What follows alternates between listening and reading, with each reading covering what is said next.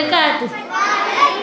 الحمد لله والصلاة والسلام على عباده الذين اصطفى، أما بعد.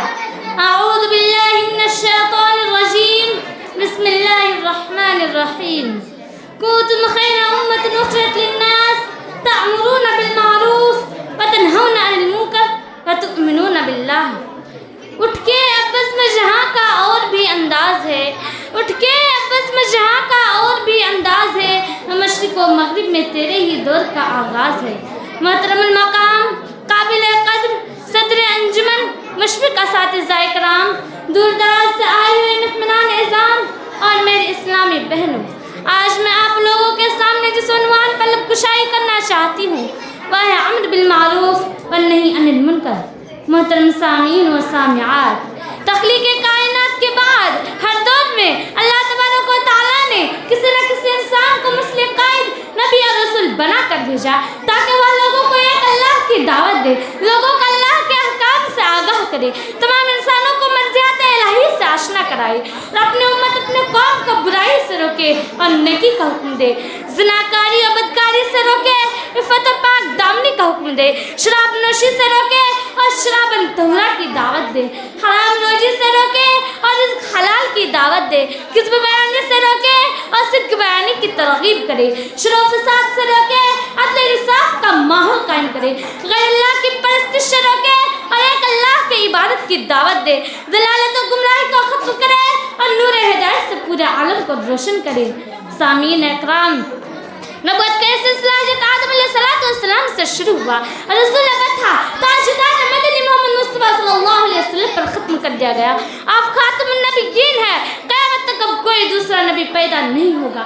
نبوت کا سلسلہ تو ختم کر دیا گیا لیکن برائیاں تو قیامت تک پائی جاتی رہے گی، شر و فساد کا وجود تو قیامت تک باقی رہے گا. اور آپ صلی اللہ علیہ وسلم کے بعد دین کی تبلیغ کون کرے گا، ہدایت کی دعوت کون دے گا، لوگوں کو صداقت و امانت عدل انصاف کی تعلیم کون دے گا، اللہ سے کون ڈرائے گا، جنت و جہنم کے راستے کون دکھائے گا.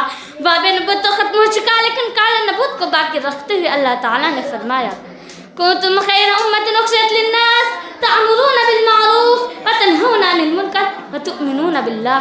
سورہ آل عمران آیت نمبر 110.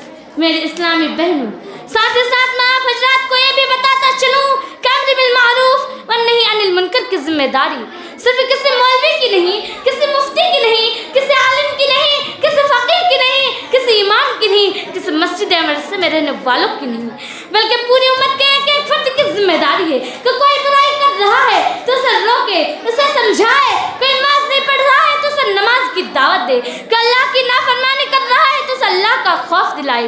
باپ بیٹے کو سمجھائے، ماں بیٹی کو سمجھائے، بیٹی ماں کو سمجھائے، بھائی بھائی کو سمجھائے، ایک دوست دوسرے دوست کو سمجھائے. الغرض جس کے سامنے بھی جو غلط کام کرے اسے روکے، اسے ٹوکے، اچھے کام کی ترغیب دے. یہ امت کے ہر شخص کا فریضہ ہے، اس لیے کہ محمد صلی اللہ علیہ وسلم نے ارشاد فرمایا من رأى منكم منكرا فليغيره بيده فإن لم يستطع فبلسانه فإن لم يستطع فبقلبه وذلك أضعف الإيمان. تمہیں سے جو کوئی بھی برائی دیکھے اسے چاہیے کہ اپنے ہاتھ سے روکے، اور اس کی بھی طاقت نہ ہو تو زبان سے روکے، اور اس کی بھی طاقت نہ ہو تو چاہیے کہ دل سے اس کو برا جانے، اور یہ ایمان کا سب سے ادنا درجہ ہے. رواہ مسلم. میری پیاری بہنوں، ذرا سوچو تو صحیح، آج ہمارے علاقے میں، ہمارے گاؤں میں، ہمارے شہر میں، ہمارے پڑوس میں اور خود ہمارے گھروں میں کتنی برائیاں ہوتی ہیں. اللہ کے کتنے احکامات توڑے جاتے ہیں، اللہ اس کے رسول کی نافرمانی کی جاتی ہے، لیکن کیا ان برائیوں کو دیکھ کر کبھی آج تک ہماری پیشانی پر شکن تک آئی؟ آخر میں اللہ رب العالمین سے دعا ہے کہ اللہ تعالیٰ ہم تمام مسلمان کو امر بالمعروف کا کام کرنے اور نہیں عن المنکر سے بچنے کی توفیق عطا فرمائے. آمین. السلام علیکم و رحمۃ اللہ وبرکاتہ.